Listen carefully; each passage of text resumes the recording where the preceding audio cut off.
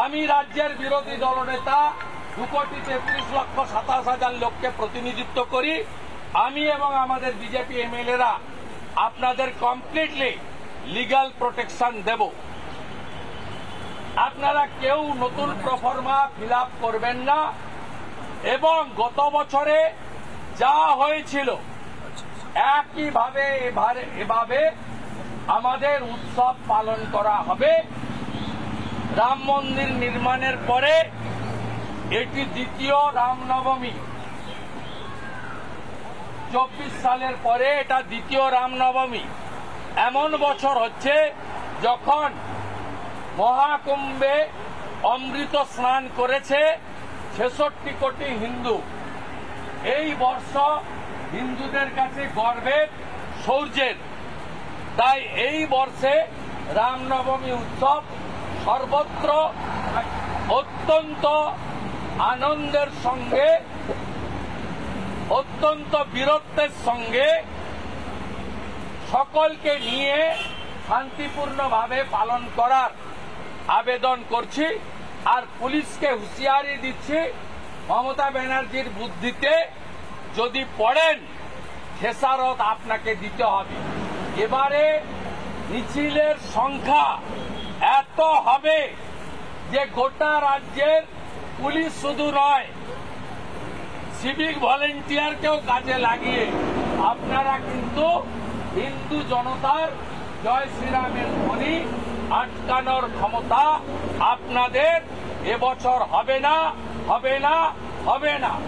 আমরা সমস্ত অনুষ্ঠানের মতো এবারেও প্রত্যেকে শুধু বাড়িতে বসে নয়, রাস্তায় থাকবো, রামনবমীর মিছিলে নেতৃত্ব দেব। গতবারে এগরার মিছিলে হামলা করেছেন পূর্ব মেদিনীপুরে, আমি এগরায় 8 তারিখে থাকব। 5টা দুর্গা মূর্তি ভেঙেছেন শ্যামপুরে, আমি 7 তারিখে রামনবমীর মিছিলে শ্যামপুরে থাকব, হাওড়া জেলায়। আমরা রাস্তায় থাকব, পিছনে থাকবে লাখো হিন্দু ভক্ত জনতা।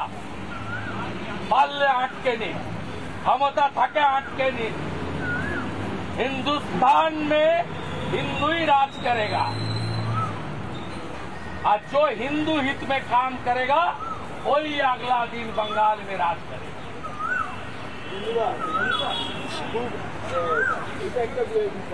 আরেকটা এখন চর্চার বিষয় নতুন শুরু হয়েছে, দিলীপ ঘোষের সঙ্গে আপনার বৈঠক এবং একসাথে লাঞ্চ করা, নতুন রাজ্য সভাপতিকে একসাথে লাঞ্চ করা মানে উনি প্রত্যেকটা সেশনে আসেন। 2-1টা সেশনে আমার সঙ্গে মিট হয়েছে, 2-1টা সেশনে মিস হয়েছে। আপনাদের মধ্যে কিছু চটি চাটা চ্যানেল এবং নিউজ পেপার আছে, সবাই না, কিছু কিছু যারা মমতার পেরোলে থাকেন তারা লিখেন যে দিলীপ বাবু এলেন, শুভেন্দু বাবু নেই। সেই জন্য এবারে আপনারা যাতে লিখতে না পারেন, আমি দিলীপ বাবু যুক্তি করে এমন একটা ডেট ঠিক করেছি যাতে আপনাদের আর লেখার সুযোগ না থাকে।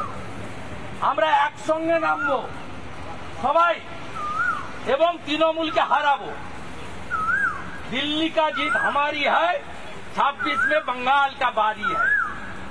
सब हिंदू একসঙ্গে জোট বেঁধে মমতাকে হারাবে আর চটি চাটাও বন্ধ। জয় শ্রীরাম, জয় শ্রীরাম।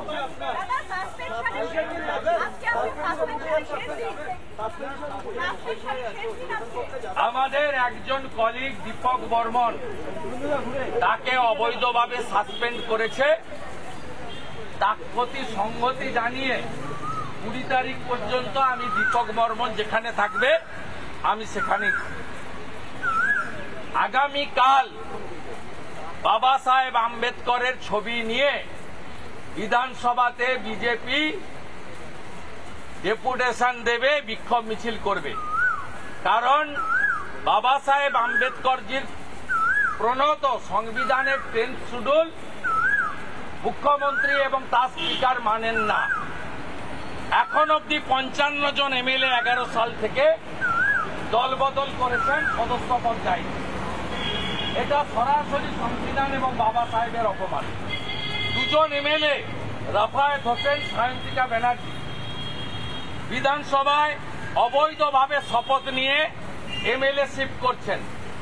আমরা তাদের 167 সংবিধানের রাজ্যপালের ক্ষমতাকে এরা চ্যালেঞ্জ করেছে।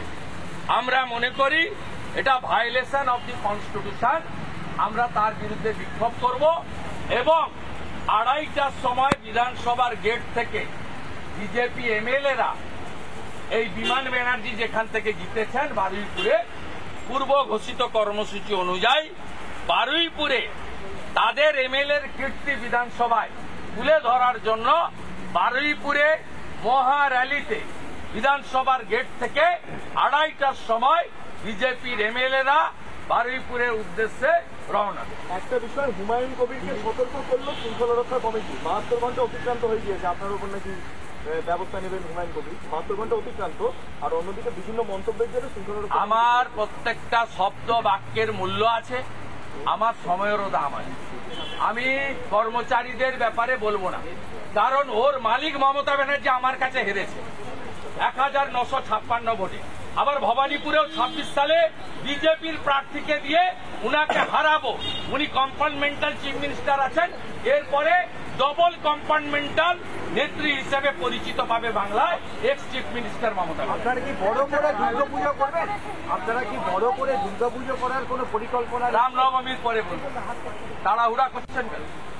রামনবমীর পরে পয়লা বৈশাখ আছে, রামনবমীর পরে পয়লা বৈশাখের আগে নীল ও চড়ক আছে, হর হর মহাদেব হবে, নীল চড়ক হবে, তাড়াহুড়া করছেন কেন? আর হিন্দু জেগে গেছে, সরস্বতী পূজায় তাকত দেখিয়েছে। শান্তনু প্রামাণিক এমএলএ আছে, 1885 সালে স্থাপিত খেজুরি মক্ত প্রাইমারি স্কুল 140 বছর পরে পুজো হয়েছে। 140 বছর পরে এটা হচ্ছে হিন্দুরা তাকত দেখাচ্ছে বাংলায়। আপনি অযোধ্যার রাম মন্দিরের দিন পার্ক সার্কাসে মিছিল করেন, আপনি মহাকুম্ভকে অমৃত কুম্ভকে মৃত্যু কুম্ভ বলেন। আপনাকে হিন্দুরা শিক্ষা দেবে 26 সালে।